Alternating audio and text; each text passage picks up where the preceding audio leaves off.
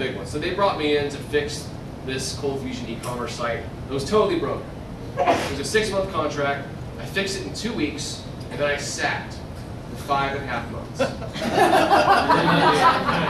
Getting paid as a contractor. After 5 months, they're like, why don't we just reduce you to 24 hours a week instead of 40? And I was like, okay, I'll see you guys later. Well, so 5.5 months of me just sitting there. And, you know, I do side projects, and they didn't have anything for me to do. But a lot of times you'll find companies that have a really big budget for contractors. They can't hire anybody W-2, but they got $300,000 for contract budget. You'll find that. But this is, you know, there's jobs like this. But when you're in a job like this, it totally sucks. It's awesome for the first 2 weeks. You do all your Facebook, you do all your Twitter, and then you're just sitting there.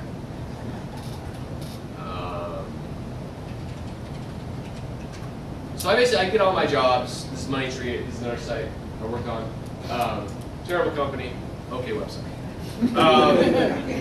But you know, I get my jobs currently because I'm just Cold Fusion. I've been doing it for 10 years now, and it's a small market.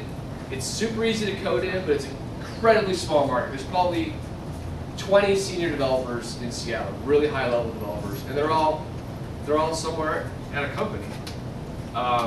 But getting a job in Seattle, I mean, I know, you know, front-end development. Let's actually talk about different types of development. There's the design, where you come up with the look and feel, the logos using Photoshop. There's the markup, HTML and CSS, maybe a little JavaScript. And there's the middleware, like Cold Fusion, PHP, .NET, and there's the back-end SQL Server. So all these different jobs here were basically me taking stuff from SQL Server using query, looping through with Cold Fusion, and then just doing something with that information. That is like so much of the job for a developer. But what we lack is this design part. I mean, coming up with the design and then cutting up the images and translating HTML and CSS. We're just terrible at it. I mean, let's take a look at this.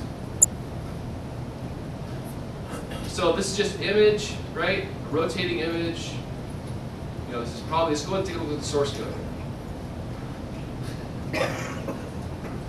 All right, got some JavaScript, some styles, and then some divs. You think it's going to be a div layout, but oops, we got tables here.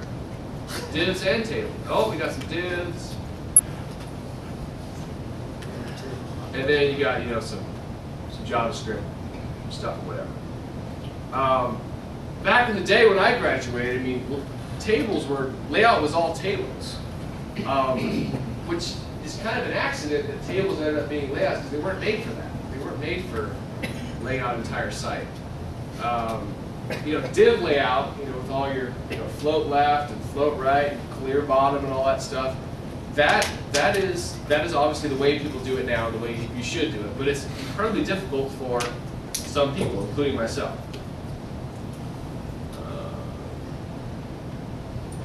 There are a lot of different ways you can transition your career. Like, I started out as a programmer, and then I started doing project management and programming. And now actually I do all the SEO, the search and optimization for my company. So we have clients, you know, that have websites that just aren't high on the web. And we basically change the code. We change the title tag right there. We do alt tags for images, you know, but really to get a site noticeable on the web, you need content. You need content that updates regularly.